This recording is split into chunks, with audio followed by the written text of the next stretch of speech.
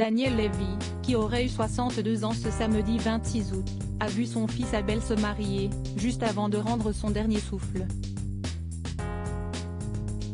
Ce dernier avait posté une sublime photo de la cérémonie sur son compte Instagram.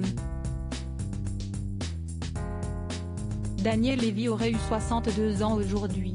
Mais ce brillant artiste originaire de Constantine en Algérie est mort l'été dernier, après avoir perdu son combat contre un cancer du côlon.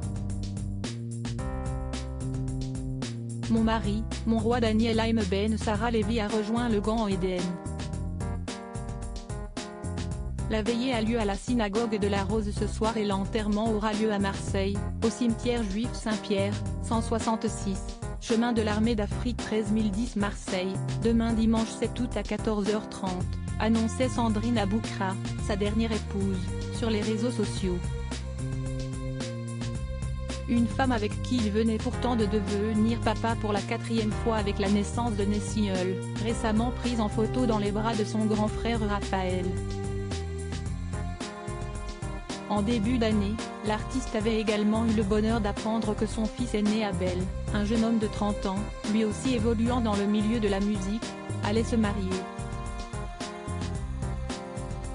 Le jeune homme avait d'ailleurs posté un magnifique cliché en noir et blanc de la cérémonie.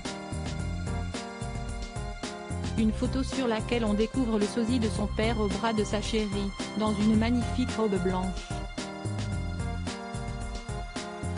Star des 10 commandements à un événement auquel Daniel Lévy s'est probablement rendu, enfin.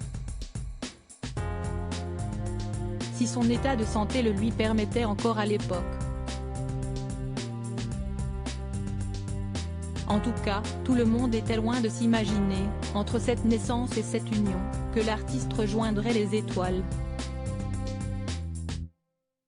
Mais on peut également se dire qu'il est parti le cœur apaisé, heureux d'avoir pu vivre ces deux merveilleux moments avant son ultime départ.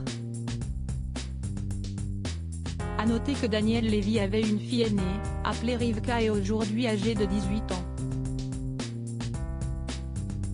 Pour rappel, Daniel Lévy s'est dans un premier temps fait connaître du grand public pour son interprétation, en duo avec Karine Costa, de Ce rêve bleu, célèbre générique du film d'animation Aladdin sorti en 1998.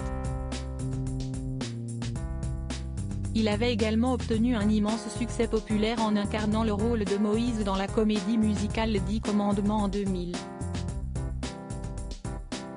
Au total, il aura sorti 7 albums solo, mélangeant jazz, soul et variétés françaises.